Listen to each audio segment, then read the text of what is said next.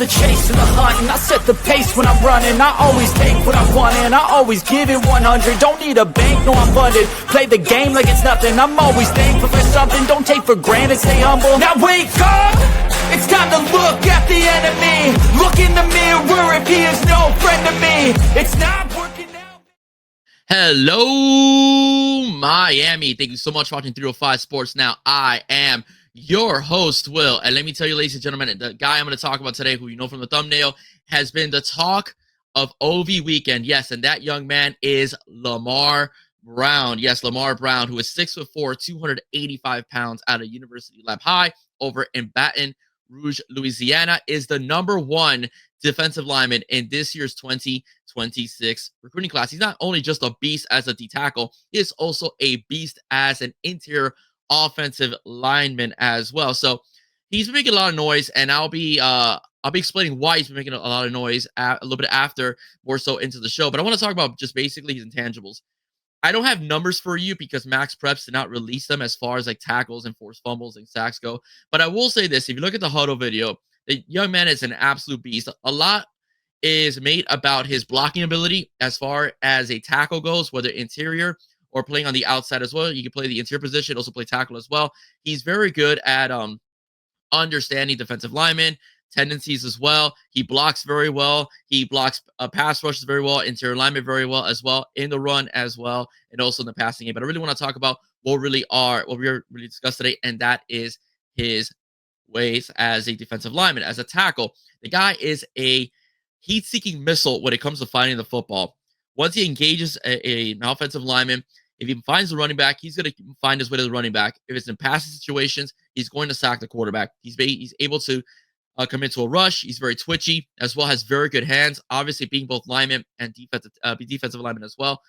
He kind of knows the tendencies of the offensive lineman and the individuals he's facing off against, whether it's in the interior or also outside as well. As they've also lined him up as the end, and he's able to get to the quarterback as well. So he's just basically an all-around athlete. Great footwork, great hand speed as well, very twitchy as well, great speed, blowing off the ball as well, could blow up any lineman in particular to get to the quarterback, also stopping the run. An absolute nightmare if you're an individual or a team that likes to run the football. He will get there. He will basically be very disruptive is what I'm trying to say. So that's what I like a lot about Lamar Brown. Fits into what D. Lou and JT are trying to do with this defense, with the defensive line group as well. A phenomenal athlete, because let me tell you, I'll get to also why, because he's a track guy as well.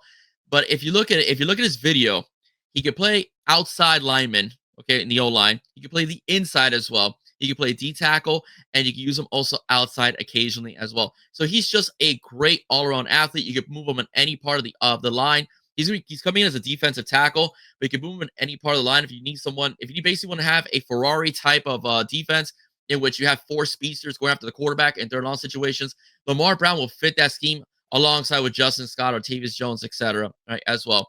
But if you want somebody that could clog up space, Lamar Brown is that guy. Remember, he is a junior. He's 285. He will put on weight, and the state of Louisiana does produce great football players. He's projected to go to Louisiana. We'll get into that in about a minute or so, because I also want to speak about how he is a phenomenal athlete all around, as he is also the indoor state champion for shot put in track and field for the state of Louisiana. Now, what is the talk about Lamar? People thought Miami getting Lamar would be a bit of a long shot. Okay, so we were saying it's still a long shot. They're saying that he might be trying to up his value a bit with NIL, but we don't know. Like I said, you never know exactly what a player is thinking.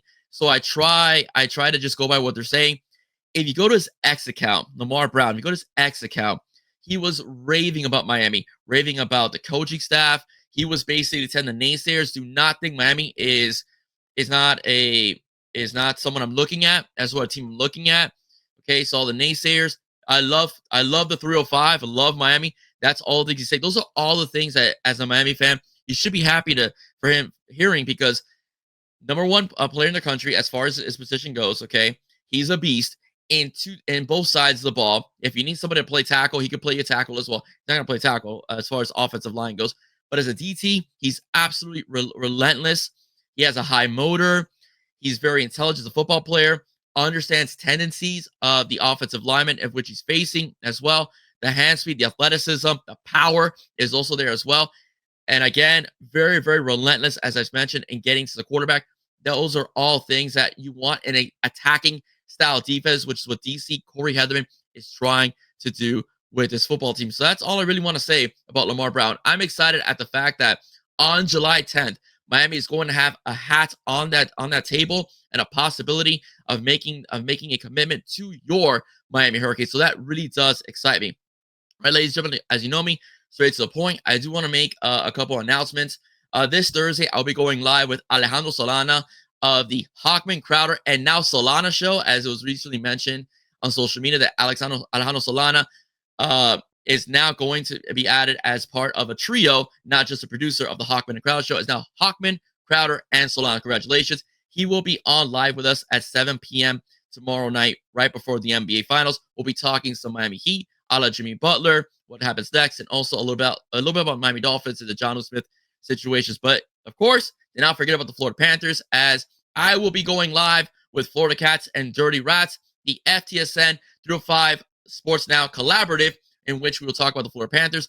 I'll be joined by my guest, Adrian of the Rainy Day podcast. We'll be breaking down game 1, speaking about game 2, and so on and so forth. All right, ladies and gentlemen, before I go, I just want to give you guys a word, right, from our sponsor, our very brand new sponsor, Fan Outfitters, okay?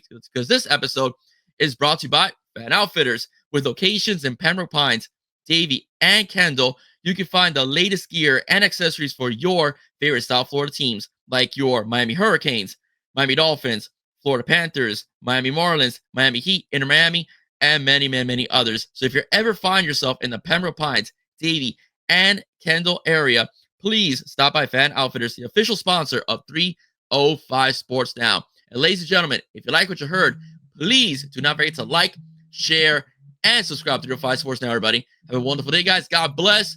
Go Heat. Go Panthers. Go Canes. Go everybody. Bye, guys.